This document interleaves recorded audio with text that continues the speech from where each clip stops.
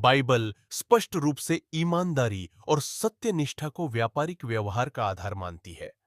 यह धोखाधड़ी, बेईमानी और अन्यायपूर्ण लाभ को अस्वीकार करती है।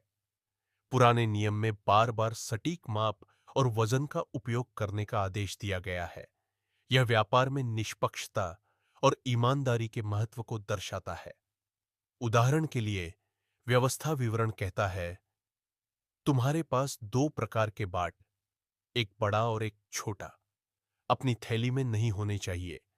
तुम्हारे घर में दो प्रकार के माप, एक बड़ा और एक छोटा, नहीं होने चाहिए। तुम्हारा बाट पूरा और सही होना चाहिए और तुम्हारा माप पूरा और सही होना चाहिए, ताकि तुम उस देश में दीर्घायु हो जिसे तुम्हारा परमेश्वर यहोवा तुम्हें दे रहा है। क्योंकि जो कोई ऐसा करता है, जो कोई अन्याय करता है, वह तुम्हारे परमेश्वर यहोवा के लिए घृणित है। धोखाधड़ी और अन्याय से बचना। बाइबल हर प्रकार की धोखाधड़ी और अन्यायपूर्ण व्यापारिक प्रथाओं की निंदा करती है। तुम अपने पड़ोसी को न ठगना, न लूटना। मजदूर की मजदूरी रात भर तुम्हारे पास सुबह तक न रहे। यह स्पष्ट रूप से कर्मचारियों के साथ ईमानदार व्यवहार करने और अनुचित लाभ उठाने से बचने का निर्देश देता है।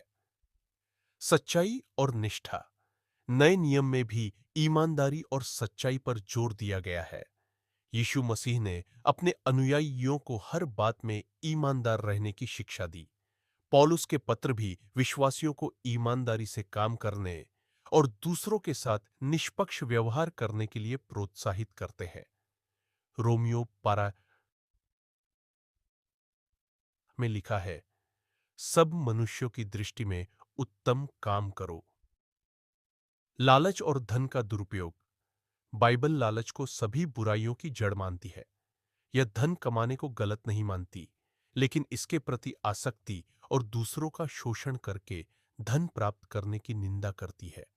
धन का उपयोग दूसरों की मदद करने और परमेश्वर की महिमा के लिए किया जाना चाहिए। न्याय और करुणा।